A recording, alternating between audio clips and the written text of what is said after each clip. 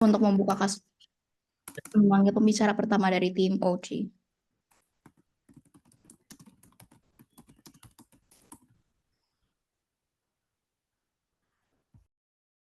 Apakah suara saya terdengar dengan jelas? Suaranya sedikit bergema. Apakah bisa sedikit lebih dekat pada mikrofon? Halo? Ya, lebih baik. Oke.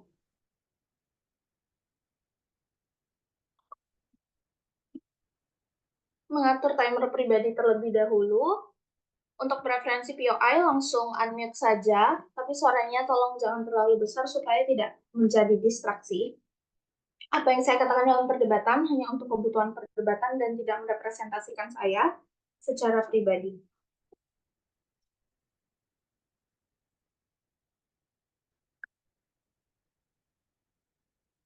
Memulai pidato saya dalam 3, 2, 1. Saya rasa ada 3 framing penting dalam perdebatan kali ini. 1, seperti apa bentuk hilirisasi? Ini berarti kita di negara berkembang yang punya sumber daya alam akan mengelola sumber daya alam mentah tersebut menjadi barang yang nilainya tinggi. Misal kita memiliki sumber daya alam nikel, kemudian kita akan mengolahnya menjadi baterai yang kemudian akan kita ekspor nantinya. Yang kedua, prevalensi hilirisasi ini berarti hilirisasi akan semakin banyak dilakukan terhadap komoditas mentah yang ada di negara berkembang dan bahkan menjadi tujuan utama ekspor dari negara berkembang itu sendiri pada akhirnya. Misal, tadinya kita memiliki nikel dan kita mengekspor nikel mentah, namun pada akhirnya setelah melakukan hilirisasi dan mengolahnya menjadi baterai, maka tujuan ekspor utama kita akan berubah menjadi ekspor baterai tersebut atau produk-produk lain dari nikel semisal. Ini berarti akan makin banyak tambang dan pabrik karena akan di dunia yang akan di negara berkembang pada akhirnya tetap akan ada misal produksi barang mentah ataupun tetap akan ditambah hilirisasi itu pada akhirnya sehingga saya akan buktikan nantinya kenapa ini akan sangat buruk dan membawa begitu banyak mudarat. Kemudian lihat bagaimana kondisi negara berkembang. Di negara berkembang saat ini sudah banyak pabrik, sudah banyak tambang, dan banyak sumber daya alamnya. Banyak investor-investor yang masuk di negara berkembang atas sumber daya alam tersebut, misal, dan mereka memiliki sumber daya alam mentah yang sangat banyak seperti nikel, tembaga, minyak, batu bara, dan lain sebagainya.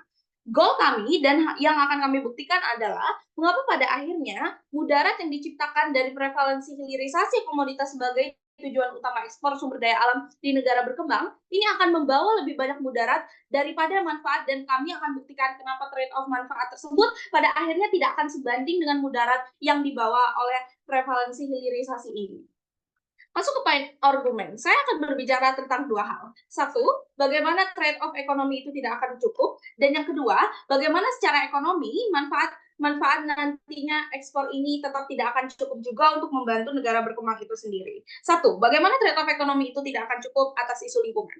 Notice bagaimana proses hilirisasi terjadi. 1, ini berarti akan ada lebih banyak pabrik dan tambang karena di dunia kita pada akhirnya di negara berkembang akan tetap ada tambang untuk misal tetap mengekspor bahan mentah karena ekspor bahan mentah nantinya akan tetap ada. Namun karena ada prevalensi hilirisasi, ini berarti tetap akan ada juga tambang plus industri-industri atau pabrik-pabrik untuk membuat proses hilirisasi itu terjadi, untuk mengolah bahan mentah itu terjadi. Sehingga akan banyak hal-hal tersebut. 2, di status quo sudah banyak sekali di negara berkembang seperti pabrik-pabrik dan tambang-tambang ini sehingga negara berkembang sendiri cenderung panas, cenderung memiliki lebih banyak polusi dan juga semakin banyak pembukaan PT-PT baru semisal. Sementara 3, lihat apa interest negara berkembang sekarang. Selain maju secara ekonomi, nyatanya mereka juga memiliki interest untuk menciptakan lingkungan yang lebih sustain semisal. Dilihat bagaimana komitmen mereka menandatangani Paris Agreement seperti yang dilakukan Indonesia atau lihat bagaimana mereka terus-menerus mengkampanyekan tentang sustainable development untuk mencapai tujuan lingkungan itu sendiri. Namun ketika ada prevalensi hilirisasi, maka secara prinsip ini akan clash dengan interest dan negara berkembang itu sendiri, makanya mudaratnya akan menjadi lebih banyak. Secara ekonomi, mungkin oposisi akan mengatakan bahwasannya nantinya kerusakan lingkungan akan dapat dibantu diperbaiki melalui pajak ataupun pemasukan yang lebih tinggi yang mungkin bisa digunakan untuk reparasi lingkungan. Tapi saya akan buktikan kenapa ini tidak akan cukup. Pada akhirnya, kerusakan lingkungan ini akan menjadi sangat bahaya karena ada 4 mudarat besar.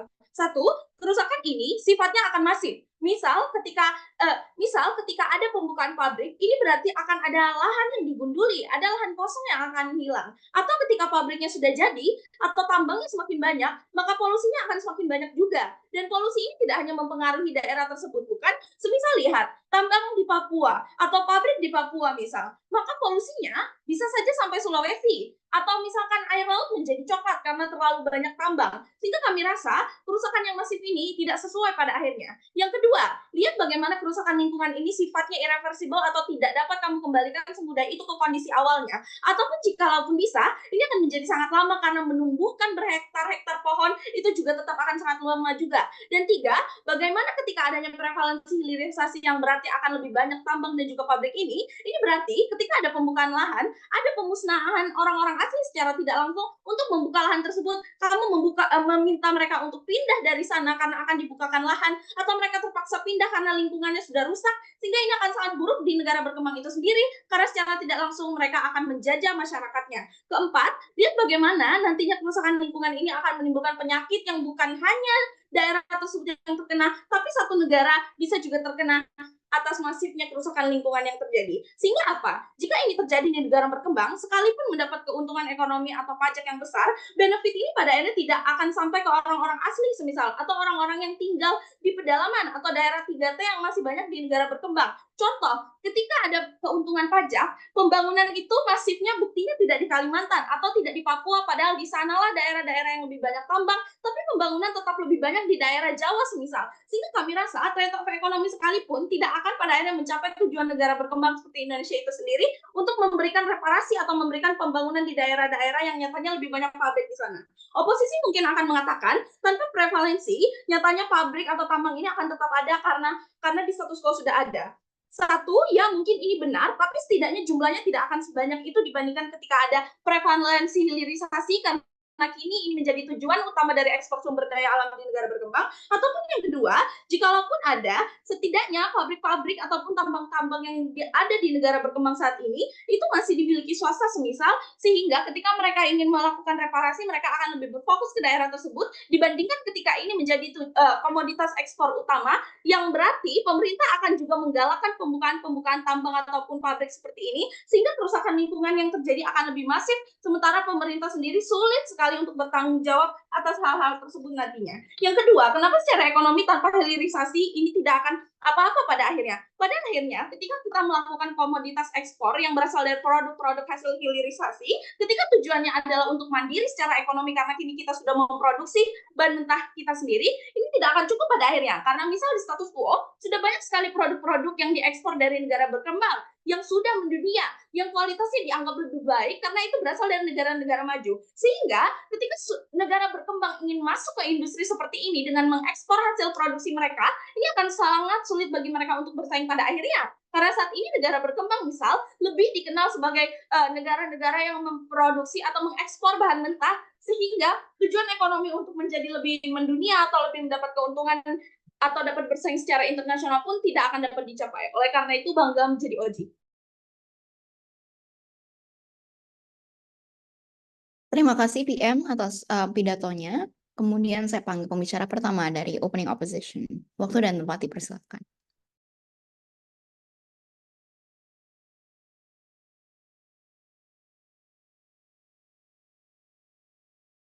Oke, tes. Apa suara saya terdengar dengan jelas? Izin. Jelas. Oke.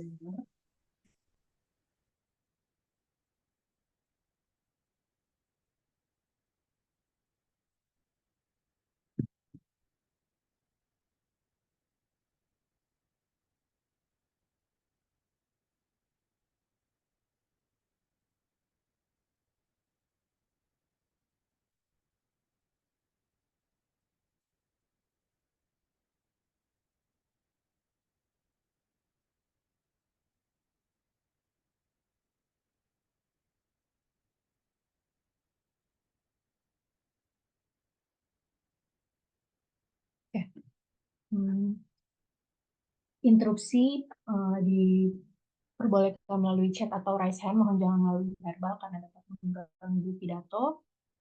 Pidato akan saya mulai dari 3, 2, 1. satu hal yang hilang dari perdebatan di pemerintah pembuka adalah bagaimana kontekstualisasi ekonomi yang ada di negara berkembang atau di negara Indonesia, ya kontekstualisasi perekonomian yang ada di negara berkembang. Dan satu hal juga yang mereka bawa adalah tentang mereka takut tentang lingkungan, banyak pabrik, karena akan banyak pabrik yang mencemari lingkungan dan lain sebagainya, dan hal tersebut akan terintegrasi dalam argumen kami. Tapi sebelum itu, mari kita lihat dulu bagaimana kontekstualisasi keadaan di negara berkembang. Kita lihat bahwa di negara berkembang ini, ya mereka memiliki banyak kekayaan sumber daya alam, contohnya di Indonesia, dari berbagai sektor. Tapi masalahnya adalah mereka tidak bisa memanfaatkannya secara maksimal oleh negaranya karena ya mereka nggak bisa atau belum mampu mengelolanya. Padahal sektor-sektor tersebut seharusnya bisa menjadi tumpuan dari perekonomian Indonesia, dari perekonomian Indonesia atau perekonomian dari negara tersebut. Pada akhirnya apa? Mereka jadinya berkembang terus, mereka nggak pernah maju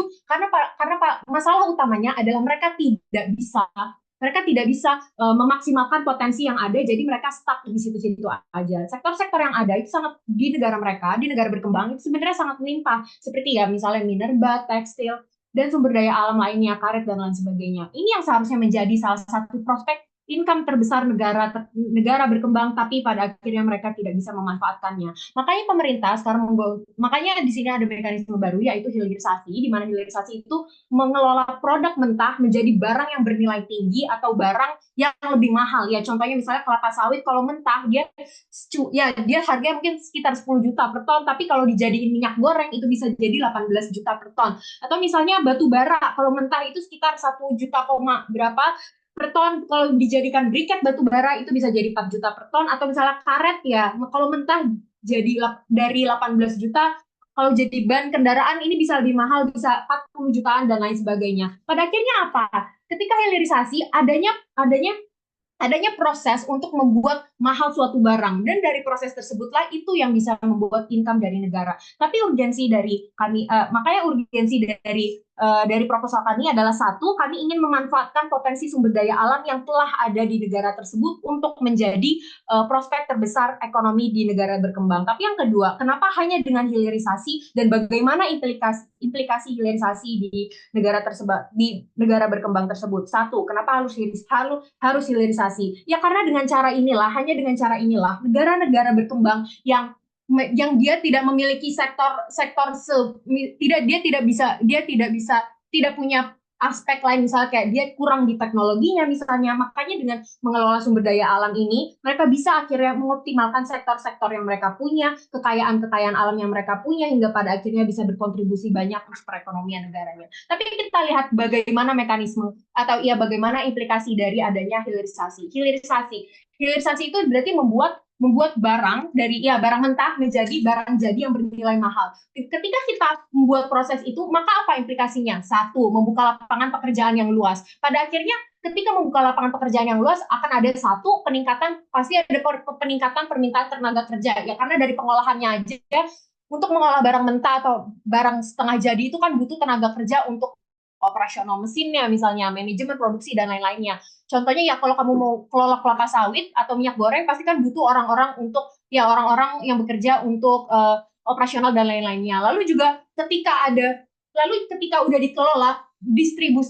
distribusi juga pasti butuh transportasi, logistik, bahan baku dan lain sebagainya. Kayak kamu butuh orang untuk ngangkut bahan mentah dari pabrik ke pasar dan lain sebagainya, itu maka butuh banyak tenaga kerja yang kami butuhkan pada proses hilirisasi. Akhirnya apa? Indonesia atau negara berkembang bisa membutuhkan ratusan ribu lapangan pekerja baru untuk beberapa tahun ke depan untuk proses hilirisasi tersebut. Impact-nya apa? Akhirnya satu, pengangguran bisa terkurangi. Ya dari pengangguran bisa terkurangi ini, akhirnya apa?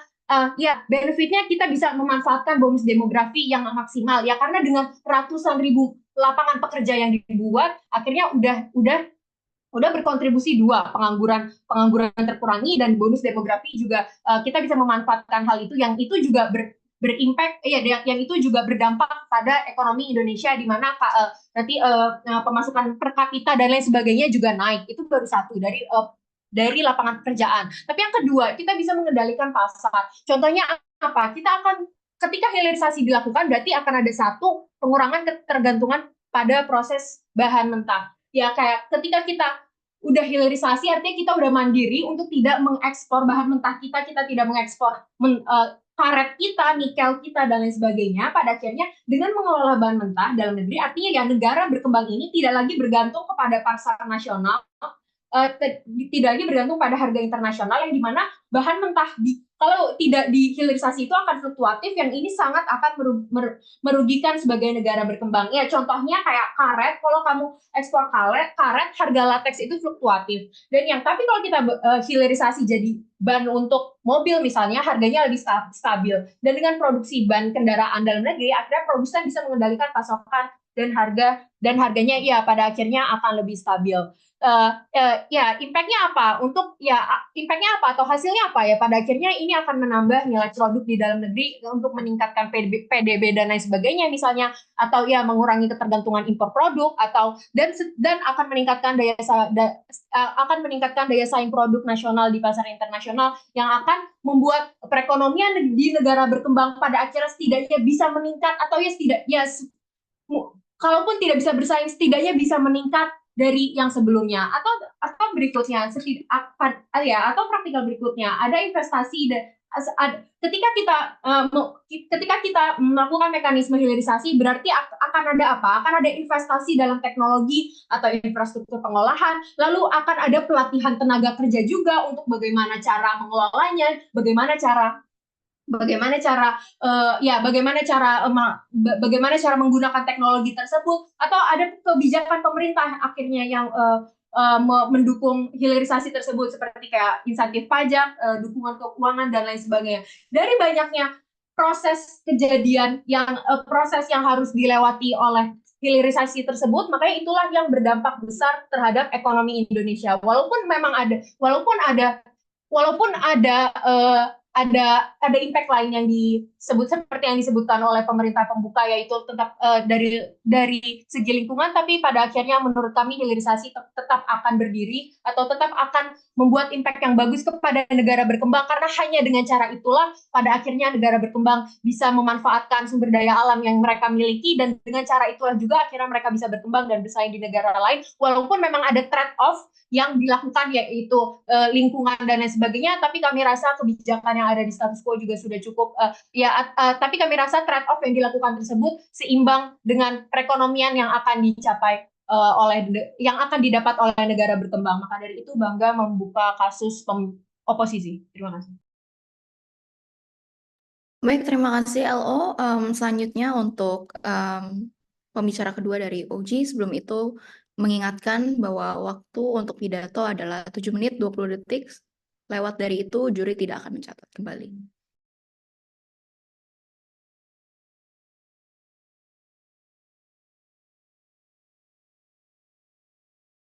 Tes, apakah suara saya terdengar?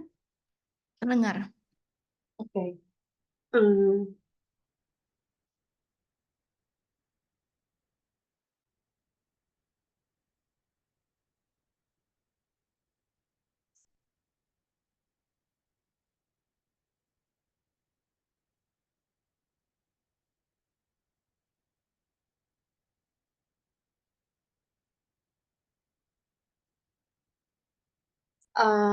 Oke, preferensi POI langsung aja unmute, nggak akan lihat chat. Akan saya mulai pidato saya dalam 3, 2, 1. Klarifikasi yang harus dibenarkan di dalam perdebatan ini adalah di mana dunia kita, meskipun prevalensi hilirisasi komoditas sebagai tujuan ekspor utama di negara berkembang itu banyak mudaratnya, tapi bukan berarti tidak akan ada yang melakukan hal ini. Kita cuma tidak mau ini dijadikan sebagai ekspor tujuan utama pada akhirnya. Kalau masif dan tujuan utama, ini akan membuat mudarat yang sangat banyak yang paralel ke kejahatan manusia, seperti apa yang sudah disampaikan oleh the first speaker saya, karena pembukaan lahan masifnya. Di dunia kami tetap akan ada hilirisasi, tapi tidak dijadikan tujuan utama. Ini yang harus ini harusnya di-highlight oleh tim oposisi maupun tim CG pada akhirnya.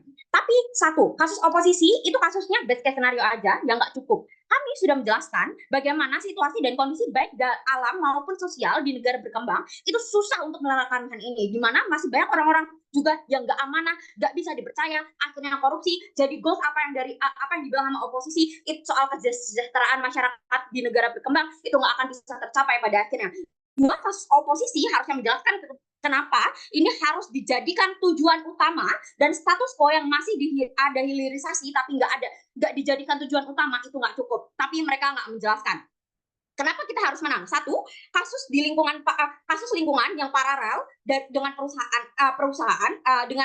perusahaan etis yang juga akan menimbulkan banyak protes dari aktivis maupun rakyat marginal warga setempat itu akan ada, dan akhirnya negara juga nggak akan mengalami stabilitas ekonomi karena warga-warga yang pada protes, karena warga-warga yang pada nggak suka, aktivis-aktivis pada radikal misalnya karena alamnya pada dirusak dan lain sebagainya. Kedua, kebahagiaan yang tidak bisa ditukar oleh infrastruktur semaju apapun untuk warga lokal tersebut. Karena ingat, berbagai suku di Indonesia, misalkan di negara berkembang, banyak sekali karakterisasi di mana mereka tidak bisa ditukarkan dengan apapun, kemewahan apapun, seperti mereka ke mall, ataupun ada mall, ataupun apapun itu. Akhirnya, ini nggak akan eksklusif, dan ini akan merugikan dan banyak mudaratnya. Ketiga, kenaikan ekonomi, investasi, dan lainnya tidak akan sesignifikan itu di negara berkembang, karena orang-orang yang masih korup, sumber daya manusia yang nggak bisa mengelola itu, akhirnya negara-negara berkembang ini malah dijajah, mengalami neokolonialisasi karena semua aset mereka akhirnya dimiliki oleh orang-orang yang invest. Sebelumnya masuk ke kontekstualisasi ekonomi di negara berkembang dari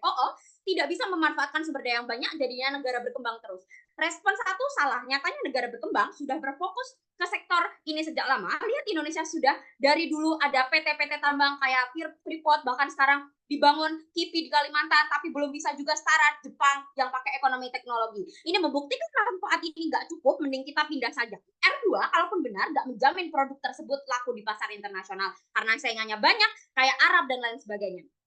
Ketiga, terlebih lagi, nyatanya di negara berkembang itu stabil kalau ekonomi UMKM-nya kayak Indo waktu COVID.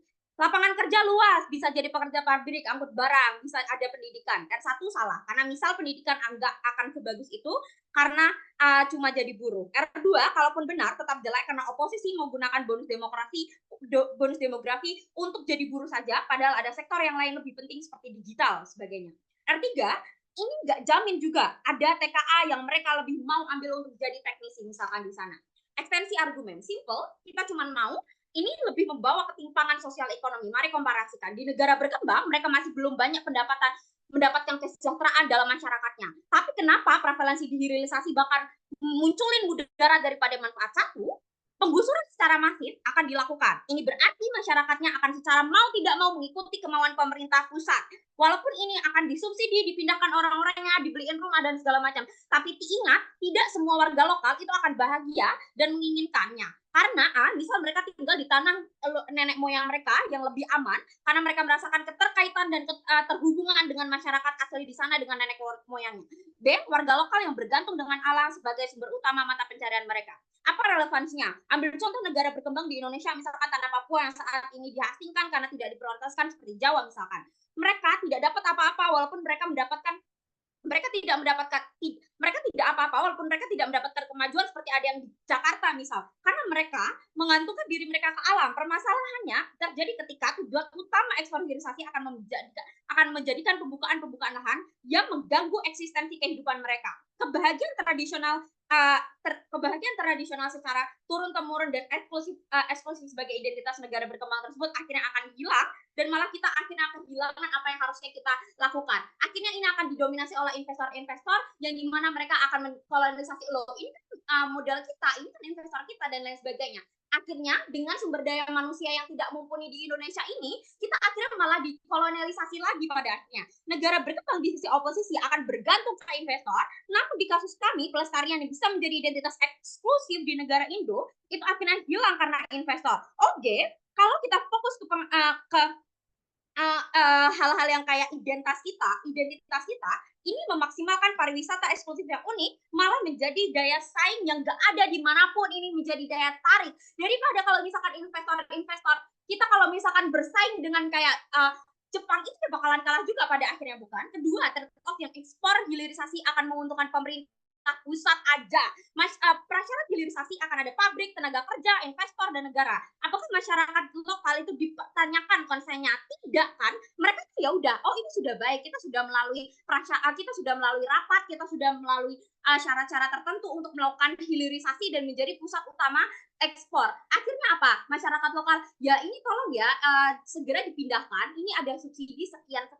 Tapi apakah mereka dipertanyakan? Apakah mereka dikasih validasi? Oh, Ibu tidak apa-apa kalau misalkan ini. Kami akan ada reparasi gantinya seperti ini. Apakah mereka divalidasi seperti itu? Pemerintah pusat itu nggak mengerti, pemerintah pusat itu nggak peduli, yang mereka peduli cuma uang, yang akhirnya mereka kantongi sendiri juga pada akhirnya, karena sumber daya manusia yang di Indonesia, yang di masyarakat di negara berkembang itu juga belum aware soal hal ini, karena hal ini urgensinya nggak lengkap, karena sumber daya manusianya juga at the end of the day nggak bakalan siap. Ketidakamanan warga lokal ketimbangnya akan lebih terjadi karena untungnya mereka ke negara, tapi apakah negara akan mengurusi daerah di sana? Contoh, tambang di Papua, ada perumahan elit memang, ada berstandar US, memang bagus, ada infrastrukturnya. Tapi bagaimana seorang orang-orang di Papua itu yang masih beli mie instan aja mahal banget, berkali-kali lipat dari apa yang harga yang di Jakarta.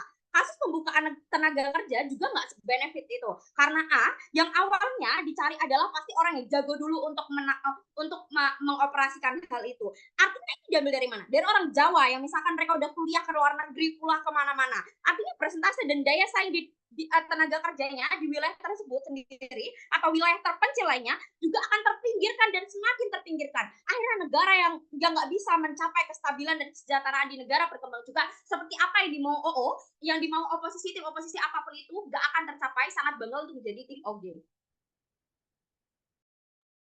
Terima kasih DPM. Selanjutnya pembicara kedua dari tim oposisi pembuka. Tes, apakah suara saya terdengar? Ya, jelas. Oke, untuk preferensi interupsi hanya menggunakan fitur raise hand atau melalui kolom chat, jangan verbal karena akan mengganggu. Oke. Argumentasi akan dimulai dalam 3, 2, 1. Kami bingung dengan pemerintah pembuka. Mereka bilang akan tetap ada hilirisasi di dunia mereka, tapi nggak semasif itu. Tapi kami rasa kalau misalnya kayak gitu, isu kerusakan lingkungan yang mereka bilang itu tetap ada di dunia mereka, karena dampak destruktifnya itu akan tetap ada meskipun kecil. Sehingga kami nggak paham kenapa pada akhirnya isu lingkungan ini akan menjadi hal yang harmful di dunia kita. Tapi nggak apa-apa, mari kita bahas. Mereka bawa satu terkait isu lingkungan. Kami rasa enggak, kerusakan masif itu akan terminimalisir di dunia kami. Karena kenapa? Selama ini kerusakan terjadi ketika ada hilirisasi, itu terjadi karena pemerintah negara berkembang itu nggak punya tendensi untuk meminimalisir dampak kerusakan. Tapi ketika di dunia kami, ketika hilirisasi ini dimasifkan, pemerintah pada akhirnya akan punya tendensi, karena mereka akan merasa ini akan berdampak sangat luas kepada masyarakat, karena mereka mau mempertahankan hegemoni mereka dalam kekuasaan di masyarakat, sehingga tendensi pemerintah untuk meminimalisir dampak buruk lingkungan dari hilirisasi ini akan tetap ada. Tapi mereka bilang, oh ini akan menjajah masyarakat. Kami rasa enggak. Karena kami rasa pemerintah juga nggak akan serta-merta tiba-tiba ngusir dan ngusir tanpa memberikan kompensasi apapun. Pemerintah akan memberikan kompensasi seperti tempat tinggal, alternatif pekerjaan baru dan lain sebagainya macamnya. Sehingga ini tidak akan memberikan dampak kerugian sebesar itu, sehingga protes di dunia kami itu akan jauh lebih minim. Isu yang kedua terkait mereka bilang, oh benefit pembangunan pada akhirnya akan di daerah tertentu aja seperti Jawa. Respon kami terhadap ini apa? Satu, kami rasa selama ini adanya ketimpangan pembangunan di berbagai daerah di Indonesia itu terjadi karena ada keterbatasan dana. Masalah keterbatasan dana ini akan terselesaikan di dunia kami karena pendapatan negara itu akan jauh meningkat dari proses hilirisasi yang nanti akan saya jelaskan dalam poin argumentasi. Tapi komparasi di dunia pemerintah pembuka, pembangunan di dunia mereka akan selalu timpang seperti di daerah Jawa aja karena keterbatasan dana akan selalu terjadi di dunia mereka. Tapi alternatif mereka bilang, oh ada kok pariwisata yang bisa jadi produk utama untuk ekspor. Kami rasa ini nggak akan pernah bisa sustain karena pariwisata itu bergantung minat orang lain untuk datang ke kamu. Ini juga bisa berhenti kayak misal kasus COVID, pariwisata itu nol, nggak ada pengunjung sama sekali. Sedangkan kalau di dunia kita, kalau misalnya produk sumber daya alam, ini bukan berdasarkan minat, tapi berdasarkan kebutuhan. Mau nggak mau, minat nggak minat, negara-negara maju itu akan beli karena mereka butuh butuh batu bara misal untuk memproduksi listrik di dunia mereka. Tapi Oge juga bilang masalah negara berkembang itu kan kesejahteraan, ya kesejahteraan yang belum merata. Tapi mereka bilang kalau misalnya masyarakat itu nggak mau digusur karena itu tanah nenek moyang mereka. Malah kami rasa dengan premis di dunia pemerintah pembuka, masyarakat itu nggak pernah mendapatkan kesejahteraan. Kenapa? Karena kami rasa kesejahteraan itu didorong oleh adanya pembangunan secara merata, sedangkan di dunia mereka pembangunan itu nggak akan pernah bisa masuk karena masyarakat akan selalu menolak dengan alasan itu merupakan tanah nenek moyang mereka yang berharga dan nggak boleh dirusak sedikit pun. Isu yang ketiga, mereka bilang, oh nanti produk negara berkembang itu nggak bisa bersaing dengan produk jadi negara maju. Kami rasa prasyarat negara maju bisa punya produk, kan mereka harus beli bahan mentahnya dulu dari negara berkembang. Komparasi di dunia kami, negara berkembang nggak akan pernah jual bahan mentahnya, makanya negara maju pada akhirnya nggak akan pernah bisa produksi. Makanya barang-barang dari negara berkembang itu akan tetap laku, karena pada akhirnya posisi produsen itu akan berpindah dari negara maju ke negara berkembang. Komparasi di dunia pemerintah pembuka, negara berkembang itu hanya bisa gigit jari ketika mereka melihat sumber daya alam mereka itu dijadiin sumber pendapatan dari negara-negara maju, sedangkan mereka cuma dapat sekian persennya aja karena mereka jual bahan mentah. Masuk ke dalam poin argumentasi. Satu, saya akan jelasin manfaat hilirisasi dalam dua isu. Satu, terkait keuntungan ekonomi. Kami rasa keuntungan ekonomi jelas itu pendapatan akan naik karena ya sesimpel yang kamu jual adalah barang jadi yang tentunya harganya akan jauh lebih mahal. Kami rasa kenapa ketika pendapatan naik ini itu baik untuk negara berkembang. Kami rasa ini akan baik karena peningkatan pendapatan itu akan menjadi sumber pendapatan baru bagi negara berkembang. Ini akan membantu negara berkembang untuk meratakan pembangunan seperti yang diinginkan oleh pemerintah pembuka di berbagai daerah dan lain sebagainya macamnya. Ini akan jauh lebih baik karena setidaknya negara berkembang itu nggak akan pernah bergantung dari pajak masyarakatnya dan setidaknya mereka punya alternatif pendapatan lain. Pun kami rasa ini akan membantu negara berkembang ikut aktif dalam pasar internasional. Kenapa? Karena negara berkembang akan menjadi pemain aktif dari pasar tersebut. Karena apa? Karena negara berkembang jadi memiliki kekuasaan dalam pasar internasional. Karena mereka punya suatu hal yang bisa menjadi dasar kekuatan mereka. Apa? Yaitu komoditas yang mereka jual, komoditas yang mereka ekspor. Komoditasnya bukan bahan mentah lagi, tapi bahan jadi yang mereka produksi di mana seluruh negara kalau misalnya mau, mereka harus beli di negara berkembang tersebut. Ini eksklusif karena pada akhirnya sumber daya alam negara berkembang biasanya sumber daya yang hanya ada di negara tersebut. Even if ini akan ada tekanan dari dunia internasional, setidaknya negara berkembang jadi punya bargaining power untuk bernegosiasi dengan negara adidaya seperti China ataupun Amerika untuk membantu mereka menghadapi tekanan internasional tersebut. Tapi keuntungan yang kedua terkait fleksibilitas dalam produksi. Yang pertama itu terkait pemenuhan kebutuhan. Kami paham kalau misalnya masalah negara berkembang itu selalu bergantung pada negara produsen atas produk jadi untuk memenuhi kebutuhan dalam negeri. Tapi ketika hilirisasi ini masif, ini akan jauh lebih baik karena negara bisa memproduksi barangnya itu secara sendiri. Mereka bisa menyesuaikan berapa banyak kebutuhan dan mereka butuh dalam bentuk apa. Ini eksklusif karena setidaknya kalau bergantung dari negara lain, kamu nggak bisa nentuhin butuh dalam bentuk apa karena bergantung dengan apa yang dijual dan kamu nggak bisa leluasa untuk beli berapa banyak karena ada pembatasan pembelian. Tapi tapi kami paham kalau misalnya permasalahannya itu adalah apakah negara berkembang itu punya kapabilitas terkait fasilitas dan sumber daya manusia. Kami rasa pada akhirnya ini nggak apa-apa. Pertama terkait fasilitas. Kalau misalnya mereka nggak ada, ini nggak apa-apa. Kenapa? Ada dua alasan. Kami rasa ada investor. Kenapa investor mau untuk investasi di dalam hilirisasi sumber daya alam? Karena kami rasa ini akan dianggap sebagai peluang besar oleh investor karena biasanya negara berkembang itu punya banyak sumber daya alam dan sumber daya alamnya itu eksklusif. Tapi masalahnya adalah negara berkembang itu nggak bisa ngolahnya. Maka ketertarikan investor itu akan tetap ada. Atau yang kedua, negara berkembang bisa menggunakan dana investasi negara. Kami rasa setiap negara termasuk negara berkembang pasti punya anggaran investasi meskipun sekecil apapun. Tapi permasalahan terkait nggak punya SDM. Ya kami rasa untuk jangka pendek kamu bisa impor ahli dari luar negeri secara sementara atau yang kedua kami rasa lulusan teknik pertambangan dan lain-lain yang relevan dengan hilirisasi itu udah ada di status quo. Even if masih dikit itu nggak apa-apa karena akan bertambah nanti. Tapi yang ketiga terkait sumber daya alam sebagai komoditas ekspor. Kami paham masalahnya kerusakan alam dan kebutuhan dunia internasional yang berpindah. Kami rasa kalau misalnya kerusakan alam ini ada pertentangan dari negara maju ketika Indonesia melakukan pembangunan di Kalimantan karena Kalimantan dianggap paru-paru dunia. Nah, kami rasa nggak apa-apa karena ini merupakan bentuk perlawanan dari negara berkembang. Karena selama ini negara berkembang udah jadi korban produksi di negara-negara maju. Polusi udara yang disebabkan oleh negara maju dirasakan oleh negara berkembang. Itulah kenapa ini merupakan bentuk resistensi dari negara berkembang untuk melawan negara-negara maju tersebut. Bangga memenangkan oposisi pembuka. Terima kasih kepada DLO untuk membuka paruh kedua dari perdebatan ini. Saya panggil pembicara pertama dari CG. Sharon ngabarin aja Aku kalau kedengeran lagi. Iya. Oh, udah Ini terkonek. kedengeran Oke. ya? Oke. Sebentar, tadi itu sempat mati lampu, takut nggak ini aku mau ganti koneksi dulu.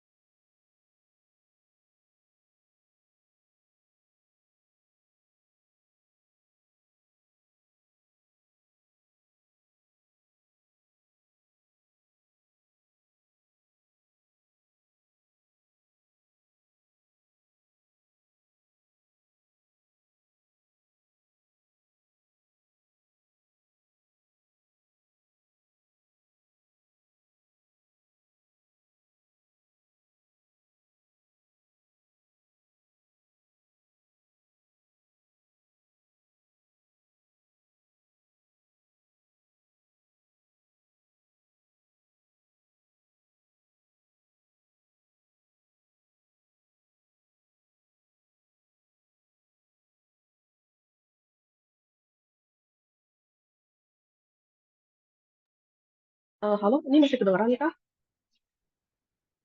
Kedengeran, Kak? Oke. Kalau misalnya sampai putus-putus, langsung bilang aja, Cit, lu berkabar juga ya, soalnya lu masih pakai wifi juga. Oke. Penafian sebelum memulai pidato, kami kalau misalnya untuk direkam, tapi kebetulan saya ada kemungkinan rem drop secara usaha mandiri di debat beginian, jadi saya serahkan kembali ke panitia. Kedua, kalau misalnya nanti ada interupsi di unmute aja, kalau misalnya suaranya putus-putus atau terlalu banyak suara latar karena kami lagi di kedai kopi, silahkan kasih tahu di chat box, aku buka juga deh. Oke. Eh,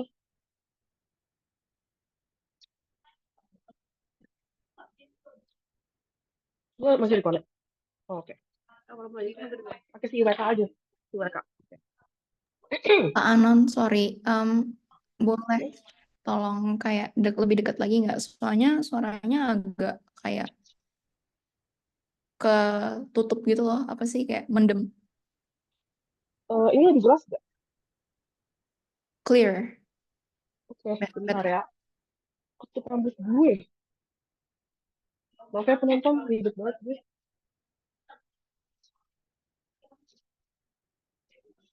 Oke, ini harusnya udah paling jelas. Ini lebih clear ya.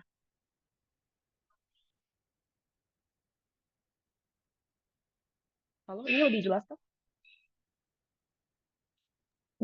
Boleh tolong coba kayak one long sentence nggak, Kak? Oke. 1 ditambah 1 sama dengan 2. 2 ditambah 1 sama dengan 3. Oke, mantap. Oke. Eh, Pidato akan saya buka dengan pantun ala-ala. Kembali dengan buta tuntun buta, membawa materi mencelikan mata. Kami akan beri bukti nyata, logika pembuka patah-patah. Kami melihat bahwa debat di pembuka masih tergantung pada 2 hal. Pertama, sifat dari pemerintah itu sendiri, karena kita bukan cuma bicara soal Indonesia, tetapi banyak negara berkembang. Penting untuk melihat bahwa mereka bergantung pada, pertama, apakah pemerintah sebetulnya baik atau tidak. Jadi ini masih sangat bergantung dengan tren atau mayoritas sifat-sifat negara dan pemerintah-pemerintahnya. Sementara diversifikasi bentuk pemerintahan di negara berkembang tidak semuanya demokratis, banyak yang otoriter, banyak yang demokrasi tapi demokrasi palsu, banyak yang monarki dan lain sebagainya. Jadi kami merasa bahwa kecenderungan untuk adanya isu-isu sumber daya alam dan lain sebagainya memang betul, tapi tidak eksklusif dan sangat bergantung tiap negara. Kasusnya cukup eksklusif hanya di negara-negara tertentu. Kami akan memberikan ruang lingkup yang lebih luas ketimbang dengan hal tersebut. Kedua, kami melihat juga bahwa bukan hanya ini, tetapi mereka tidak melihat bahwa demografi perdagangan ekspor impor bukan hanya dengan hal-hal seperti Indonesia dengan negara maju atau China dengan negara maju, tetapi juga antar negara berkembang sendiri, dan kami juga akan memperluas ke daerah tersebut. Tetapi beberapa permintaan ulang dengan terhadap OO. Pertama, bahwa mereka tidak bisa serta-merta mengatakan bahwa akan tetap ada hilirisasi untuk kepentingan lokal, tidak hanya untuk ekspor atau impor saja, karena debatnya mengatakan kita harus memilih dan tujuan utamanya adalah untuk ekspor, bukan. Artinya kami setuju bahwa tiap negara pasti memiliki ekspor tertentu dan memiliki potensi sumber daya alam. Pasti setiap negara memang memiliki anggaran, tetapi bagaimana penggunaan dari anggaran tersebut akan bergeser ketika agenda hilirisasi diterapkan di semua demografi negara berkembang tersebut, bukan? Artinya, kalau mereka ingin menambah anggaran ini akan datang dari investor luar negeri atau swasta yang bisa menumpang kepentingan mereka terhadap rakyat, dan itulah probabilitas yang tidak pernah dijelaskan oleh tim OG. Kita lihat kepentingan negara berpelaur berkembang ini, yaitu membangun negara, tetapi membangun negara itu harus sesuai dengan kepentingan masyarakat. Kami setuju dengan klarifikasi OO bahwa kasus OG cukup ekstrem, tetapi juga bahwa dengan seiring perubahan zaman, perubahan iklim, dan lain sebagainya, lingkungan bukanlah hal utama yang akan kita bicarakan, tetapi bagaimana ada pergeseran tentang penggunaan hilirisasi itu seharusnya seperti apa sih, di mana tanggung jawab pemerintah itu harusnya merupakan perputaran siklus ekonomi lokal, bukan untuk tujuan utama ekspor, dan juga probabilitas kemandirian untuk bernegosiasi, dan termasuk ke dalam kebebasan perdagangan yang selalu diidam-idamkan, karena justru memang kita memiliki kepentingan untuk lepas dari kolonialisme modern, dan artinya kami juga akan membuktikan kenapa kamilah prasyarat untuk kasus OG bisa berjalan di dalam debat ini. Apa itu karakteristik hilirisasi, bukan? Karena begini, kalau agenda utamanya untuk ekspor, kita melihat negara-negara yang paling kaya yang bisa dan ketergantungan dengan produk kita, itu mungkin benar. Tetapi tidak selamanya bargaining power kita, kekuatan negosiasi kita kuat.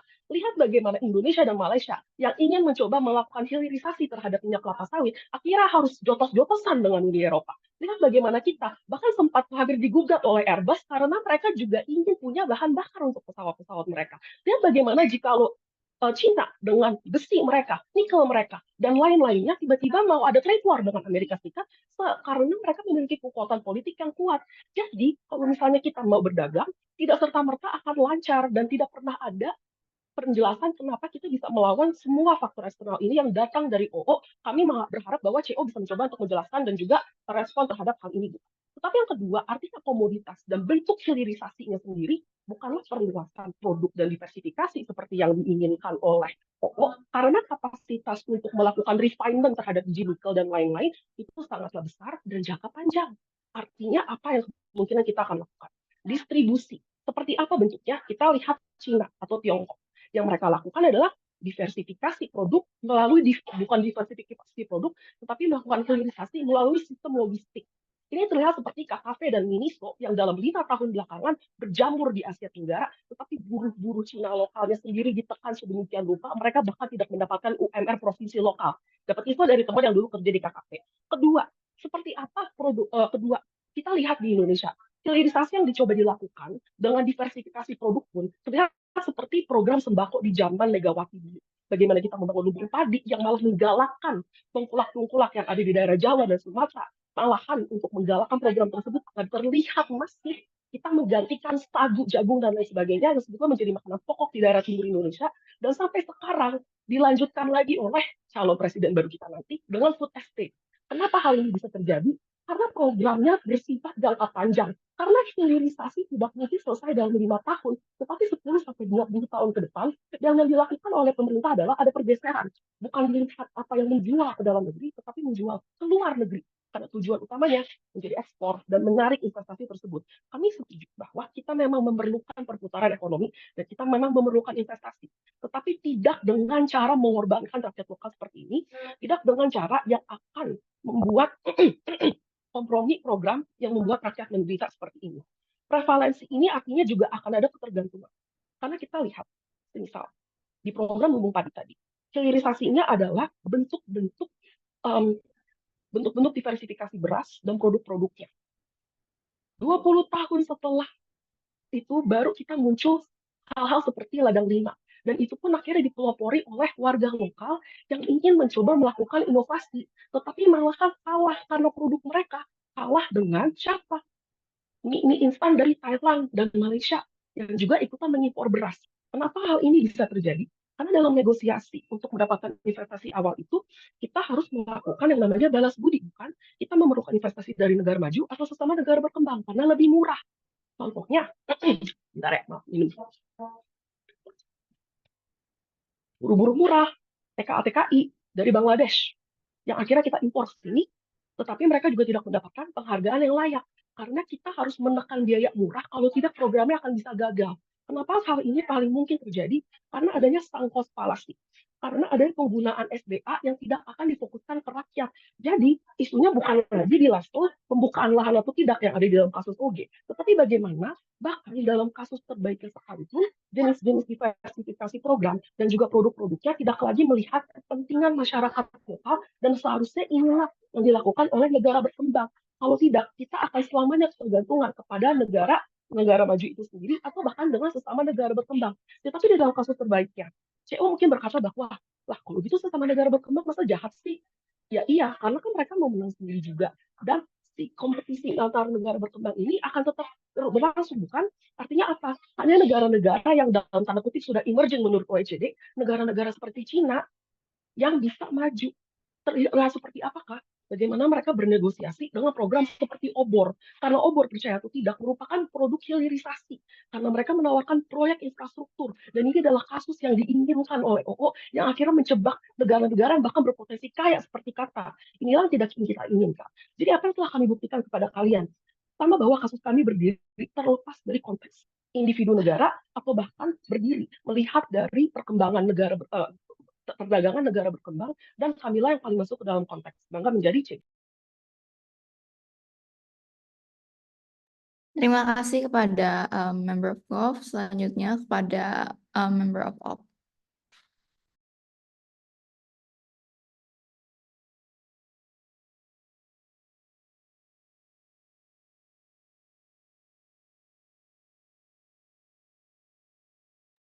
Halo,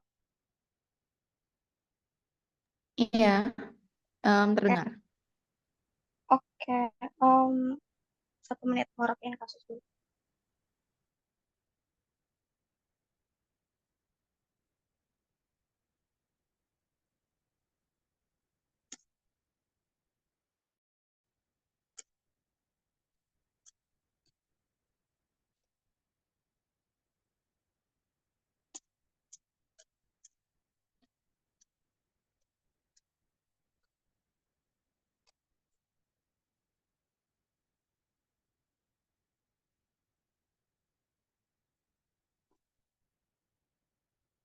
Untuk preferensi interupsi, wait,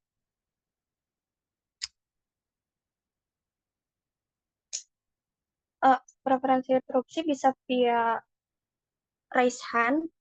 Aku prioritasin dari CG, OG, maaf.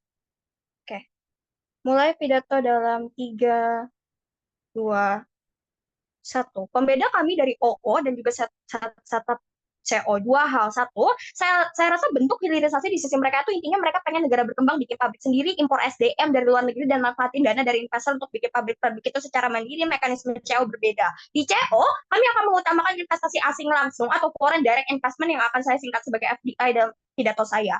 Apa FDI di dunia CO dengan hilirisasi di dunia OO itu bedanya apa?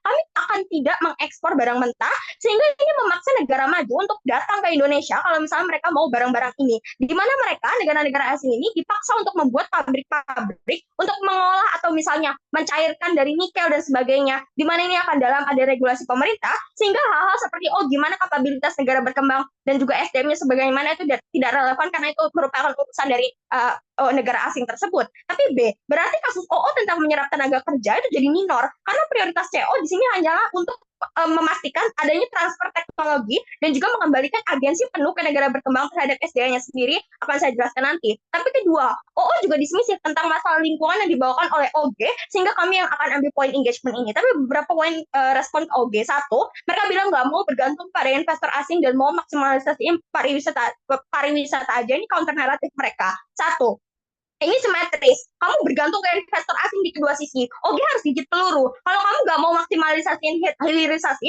berarti mayoritas ekspor kamu tuh tetap ekspor barang mentah. Di mana kamu justru lebih rentan eksploitasinya oleh negara maju. Karena kamu nggak bisa nggak bisa terus minta kamu untuk minta ya karena mereka bisa terus minta kamu untuk tambang nikel secara masif dan kamu nggak bisa menolak karena adanya regulasi internasional. Tapi B, sehingga di sisi kami, kamu tetap punya kontrol atas investor-investor ini. Ketika mereka bikin pabrik di negara kamu bisa regulasi seberapa banyak yang digali misalnya dan gimana regulasi lingkungannya yang nggak destruktif dan sebagainya. Sementara di sisi government di negara berkembang itu nggak punya agensi sama sekali.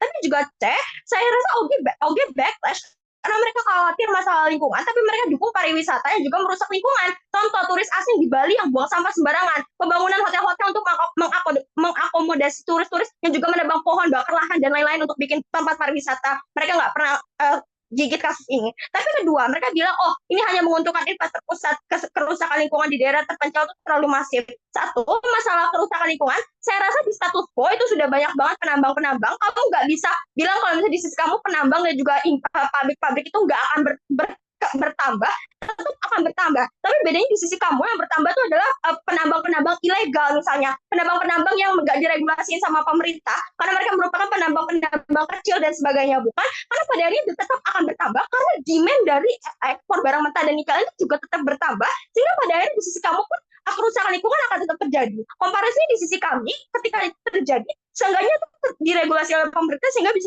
diminimalisir. Tapi juga kedua, saya rasa pemerintah itu utilitarian. Jadi kalau misalnya mereka merasa kalau Papua itu kasih kamu banyak uang misalnya, pada akhirnya mereka juga akan memprioritaskan Papua, dan saya nggak ngerti kenapa tiba-tiba pemerintah justru akan mengabaikan Papua ketika Papua memberikan mereka banyak uang padahal mereka utilitarian. Tapi masuk ke kenapa kedua bangku pembuka keluar dari debat ini? Satu, mereka dismisif kasus satu sama lain, tapi kedua, mereka nggak pernah kasih ada kontekstualisasi dan urgensi negara berkembang yang sebenarnya itu apa.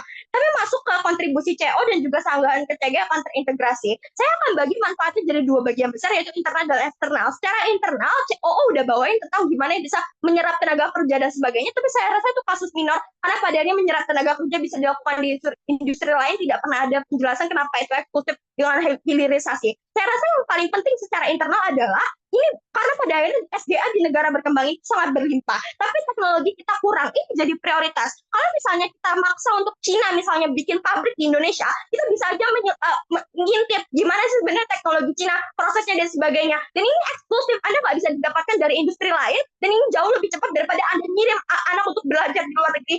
Dan balik lagi, karena ini kita belajar secara langsung, SDM kita secara langsung belajar dan juga bekerja di tempat-tempat tersebut. Dan ini menjadi sesuatu yang eksklusif karena pada akhirnya transfer teknologi ini hanya merupakan sesuatu yang krusial untuk bisa bersaing dan juga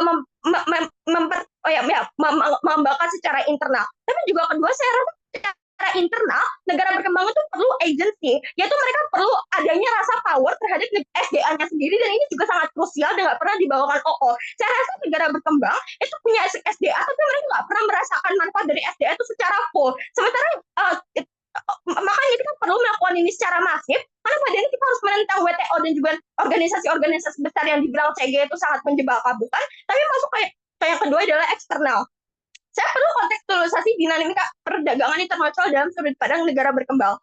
Negara berkembang itu banyak tergabung di organisasi perdagangan internasional seperti WTO, APEC, di mana mayoritas hubungannya tidak menguntungkan untuk negara berkembang. Manifestasinya adalah saya rasa organisasi internasional seperti WTO itu sangat menjunjung tinggi aspek anti diskriminasi perdagangan internasional. Makanya mereka bikin regulasi kayak nggak boleh membatasi ekspor impor. Tapi yang jadi masalah adalah ini kebijakan yang dilihat dari kacamata negara yang maju, karena pejabat di WTO juga negara maju. Sehingga mereka nggak ngerti kalau regulasi yang mereka anggap bagus itu justru akan bagus untuk negara, akan tidak buruk, akan buruk untuk negara berkembang. Manifestasinya apa? Ketika ada regulasi kalau Indonesia mau membatasi ekspor nikel mentahnya ke EU karena nikel mereka makin menipu hutan tergerus, tapi Indonesia merasa tidak mendapatkan hak secara penuh atas sumber dayanya sendiri, WTO akan melarang itu karena mereka nggak ngerti seberapa penting ini untuk negara berkembang. Dan ini bahaya karena ekspor negara berkembang tidak bisa menolak untuk tidak ekspor, karena bisa aja mereka kena sanksi atau dikeluarin dari WTO, dan mereka nggak bisa ambil resiko itu karena mereka juga butuh WTO walaupun mereka menderita, sehingga ini bikin negara berkembang sangat rentan. Artinya apa? Artinya perlu ada dukungan secara masif terhadap hilirisasi ini. Kita perlu amplifikasikan jauh lebih lagi secara berani menolak untuk ekspor SDA yang secara mentah dan lakukan hilirisasi secara masif. Ketika banyak negara berkembang fokus dan jadikan ini sektor utama, maka ini akan bikin suatu urgensi untuk organisasi internasional. Tapi B, tentang bargaining power atau kekuatan yang tidak seimbang dengan negara maju. Ini merupakan OO sempat bawa ini, tapi mereka nggak pernah jelasin kenapa ini satu-satunya cara untuk menyeimbangkan bargaining power. Karena padanya apa? ini bukan tentang di negara berkembang itu SDA-nya banyak, bukan cuma itu doang. Tapi jenis SDA yang dimiliki oleh negara berkembang itu demand-nya sangat amat besar oleh negara maju, tapi mereka nggak punya hal tersebut. Bukan masalah banyak atau kecil, tapi tentang masalah eksklusivitas. Ini hanya bisa didapatkan oleh negara berkembang. Sehingga bisa kasih insentif untuk negara maju dan juga WTO untuk akhirnya mendengarkan negara berkembang ketika mereka proses secara bersama-sama. Makanya kita perlu ini tuh diprevalensikan, karena pada akhirnya ini akan menciptakan urgensi, dan pada akhirnya mungkin WTO dan lain-lainnya akan mendengarkan para negara berkembang tersebut dan misalnya dan lain-lain. Tapi pada akhirnya apa way-nya? Saya rasa kontribusi kami itu walaupun sudah bawa tentang WTO dan perdagangan internasional, tapi mereka nggak pernah bawa karakterisasi dinamika perdagangan internasional dan kenapa negara berkembang bisa serentak itu sampai ke poin mereka nggak bisa menolak aja untuk ekspor barang mentah.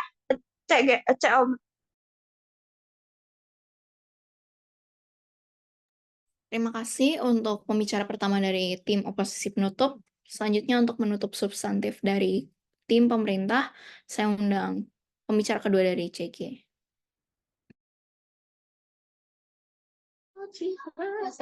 Apakah suara saya terdengar jelas? Jelas. Baik. Interupsi, raise hand atau kolom chat. Baik. Saya akan mulai pidato dalam 3, 2, 1. Yang diinginkan oleh CO adalah investasi asing langsung. Terdengar seperti yang diinginkan CO adalah mendatangkan lebih banyak freeport lainnya di Indonesia. Mendatangkan lebih banyak perusahaan-perusahaan eksploitatif lainnya, lalu mengubek-ubek negara kita sebegitu berantakannya. Yang diinginkan oleh OO cukup mirip, namun fokus juga kepada lingkungan. Yang diinginkan OG juga untuk melindungi lahan.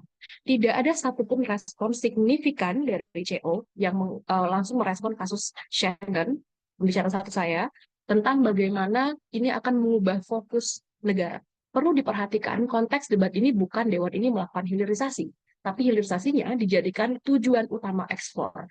Hanya Shannon yang membuktikan kenapa ini tidak bisa menjadikan ekspor. Itu berarti juga kita tidak bisa membahas kasus di debat opening, pembuka, tentang lingkungan dan lain sebagainya, karena di kedua sisi pun lingkungan juga akan tetap terkena dampak, akan tetap dibuka lahan, akan tetap ada pabrik dan industri. Namun bedanya, apakah manifestasi kerusakan lingkungan itu untuk orang dalam negeri dulu, atau untuk orang luar negeri?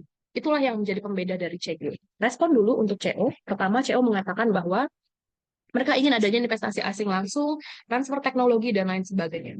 Pertama, ini sangat ideal, dan kami mempertanyakan kenapa akan seideal itu. Karena kami merasa bahwa jika memang ada transfer teknologi dan pendidikan seluas itu dari perusahaan-perusahaan atau negara asing ini, mereka juga akan menuntut sesuatu yang benefit besar yang juga kembali ke mereka. Misalnya mereka akan menego harga buruhnya, atau menego harga produk yang mereka beli dari kita. Tentu saja tidak ada yang gratis di dunia ini, kecuali bahkan mungkin tukang parkir sudah sangat mahal, pemirsa. Maka CO juga harus membuktikan kenapa kalau ada transfer teknologi sebesar itu, yang kita korbankan juga tidak akan besar.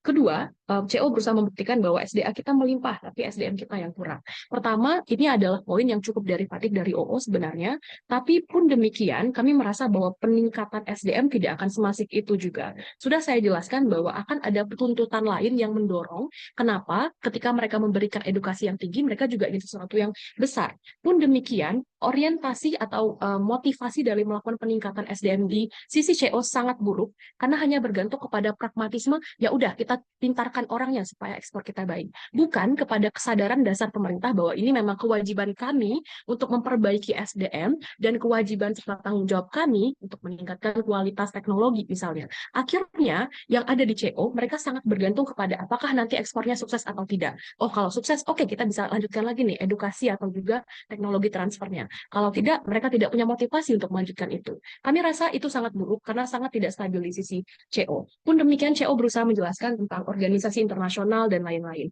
Kami merasa organisasi ini yang pertama, mereka masih berdebat. Belum ada konsensus bagaimana atau metode apa yang akan dilakukan untuk kerjasama ekonomi internasional. Pun sudah ada persetujuan jenis bisnis tertentu atau perdagangan tertentu, kita juga tidak mampu untuk ikut dengan semua perjanjian-perjanjian itu karena modal yang dimiliki oleh negara berkembang ini terbatas. Ditambah lagi kita tidak bisa fokus hanya kepada sektor ekspor. Tentu saja kita harus membiayai banyak sekali pendidikan, kesehatan, dan lain-lain. Pada kesimpulannya, CO sama sekali tidak merespon kasus kami tentang kenapa fokus negara akan tetap peduli kepada orang dalam negeri dan ekonomi serta perdagangan dalam negeri, karena Shannon sudah sangat berapi-api membuktikan orang akan selalu menjadi korban. Respon juga sedikit dari OO. OO berusaha mengatakan bahwa negara ini terus berkembang karena kita tidak maksimalkan potensi. Saya rasa banyak sekali faktor kenapa negara berkembang atau maju yang dihapus oleh OO. Saya rasa faktornya sangat banyak dan bukan hanya ekspor. Pun demikian, jika pun ekspor adalah salah satu faktor, sebenarnya ekspor kita sangat baik dan sangat berprogres. Karena ukurlah dari sejak kita merdeka, teman-teman sekalian. Kita melakukan banyak sekali progres dan lumayan baik dalam melakukan ekspor ini dan juga berhasil memberikan kemaslahatan kepada umat. Jika tolak ukur mereka adalah Uni Eropa yang sudah memulai revolusi industri, tentu saja sangat berbeda dan saya rasa bukan perbandingan yang cocok. Pun demikian, OO berusaha membantah berusaha membawa poin tentang proses ini akan menjadi barang jadi yang lebih menguntungkan kita. Namun pertanyaan saya adalah kenapa akan seideal itu, kenapa bisa bersaing? Shannon sudah memberikan banyak sekali pembuktian saingan kita bukan cuma sesama negara berkembang, bukan juga negara maju, juga kita harus melibatkan geopolitik yang terjadi, kubu-kubu yang terbentuk antar negara-negara saat ini. Kenapa semudah itu menjual produk yang pertama, kamu adalah pemula di pasar itu. Oh, ada produk baru, negara baru memproduksi tambang baru misalnya, atau produk baterai baru dari Indonesia. Pasti akan ada bagian proses testimoni orang-orang mempertanyakan kualitasnya atau uji coba dulu apakah memang bagus atau tidak. Saya rasa benefit yang diinginkan OO dan CO sangat melompat. Tiba-tiba kita kaya raya, tiba-tiba kita sangat oke, semua orang bahagia, kita punya banyak sekali uang, ini tidak akan terjadi. Juga mereka mengatakan bahwa akan membuka lapangan pekerjaan. Pertanyaan saya adalah seberapa besar dan seberapa signifikan. Karena di sisi kami, kita juga punya lapangan pekerjaan yang terus dibuka karena kita meningkatkan industri dalam negeri. Berarti tidak eksklusif sama sekali. Pun bisa membuka lapangan kerja di sisi mereka, beban kerja mereka jadi sangat berat dan tidak adil, serta asimetris. Kenapa? Karena mereka akan ditekan untuk memproduksi apa kebutuhan pasar luar. Memproduksi barang-barang imut-imut seperti KKV atau Miniso misalnya, untuk memenuhi keinginan orang-orang Indonesia yang suka beli perintilan tidak penting, tapi sebenarnya bukan merupakan kebutuhan utama dari negara itu. Kami rasa ini jadi sangat memberatkan buruh. Pun kemudian OO berusaha membuktikan bahwa akan terjadi kemandirian dalam produksi. Saya rasa kemandirian produksi ini tidak signifikan. Persaingan produk sudah ada, dan tidak ada jaminan juga produkmu akan selalu selaris itu. Kami rasa persaingan produk ini pertama dengan sesama negara berkembang, juga dengan negara maju lainnya juga. Juga pembicara kedua OO berusaha mengatakan lagi tentang keuntungan ekonomi kita karena kita mendapatkan pendapatan, juga adanya fleksibilitas produksi. Perhatikan, ada sebuah inkonsistensi muncul dari P2OO. Mereka mengatakan kita bisa fleksibel produksi pemenuhan dalam negeri juga. Namun lihat lagi mosinya. Fokus debat ini adalah ekspor utama. Maka OO tidak bisa bilang ini juga bisa untuk pemenuhan dalam negeri. Karena ekspor berarti keluar. Kita akan memproduksi barang-barang ini untuk negara-negara luar, bukan untuk dalam negeri. Saya rasa inkonsistensi ini perlu dicatat dalam perdebatan. Pada akhirnya, kesimpulan debat ini sangat sederhana. Ketiga tim lain tidak menunjukkan kenapa ini adalah strategi ekspor utama yang penting. Namun CG memberikan konteks kenapa ini tidak bisa dijadikan strategi ekspor utama, menyakiti dan mengkhianati cita-cita bangsa, juga sangat menyakiti bagi orang-orang lainnya yang ada di dalam negeri. Slide kami sangat sederhana, tolak ukur kepentingan negara berkembang apa, dan kenapa kita harus fokus kepada ekonomi dalam negeri. Debat ini bukan tentang pabrik harus dibuka atau tidak, lingkungan atau tidak seperti OG dan OO. Bukan juga tentang bagaimana kita harus mendatangkan lebih banyak perusahaan semacam Freeport atau tidak, tapi tentang apa yang harus diambil oleh Indonesia ketika masyarakat kita menderita, ketika kita tidak punya banyak hal untuk dijual, bangga menjadi CG. Baik, terima kasih kepada pembicara kedua dari tim CG. Selanjutnya untuk menutup seluruh perdebatan ini, saya panggil pembicara kedua dari tim CO.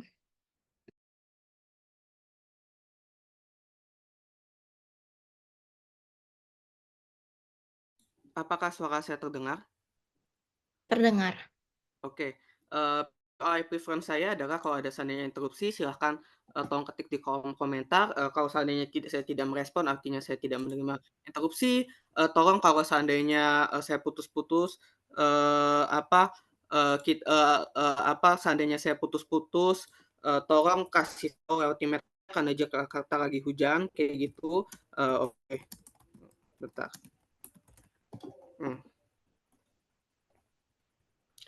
Saya akan mulai pidato saya dalam 3, 2, 1. Dengan jujur dan terhormat, ini jelas-jelas adalah closing debate atau debat dari penutup, karena debat di pembuka sangat berantakan. Saya akan mulai dari tim pembuka pemerintah.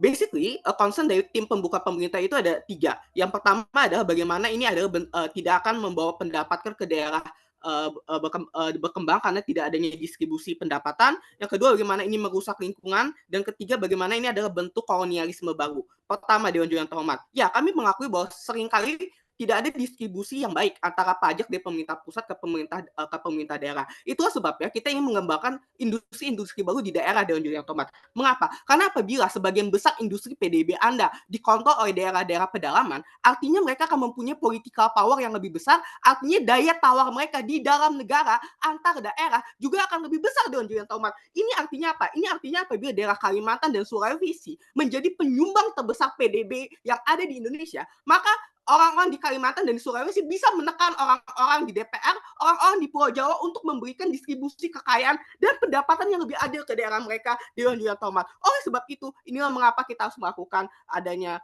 hilirisasi. Kedua, tentang isu lingkungan. Pertama, kami merasa isu ini tidak urgent karena di negara berkembang isu ekonomi yang berkaitan dengan hidup orang banyak, berkaitan dengan makanan, itu jauh lebih penting dibandingkan isu lingkungan yang lebih long term. Tapi yang kedua, banyak perusahaan asing juga sudah comply dengan peraturan Uni Eropa Dewan Juri yang terhormat karena ada ancaman apabila mereka tidak comply dengan peraturan Uni Eropa, produk mereka walaupun diproduksi di Indonesia tidak bisa diekspor ke Uni Eropa.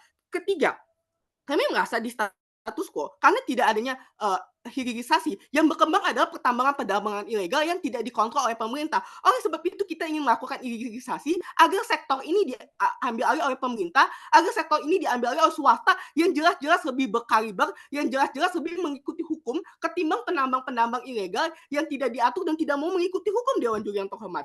Tetapi yang keempat, kami percaya apabila sektor pertambangan menjadi sektor yang penting bagi negara, ini artinya negara juga akan lebih peduli terhadap lingkungan. Kenapa? Karena artinya mereka sudah investasi besar untuk bangun pabrik.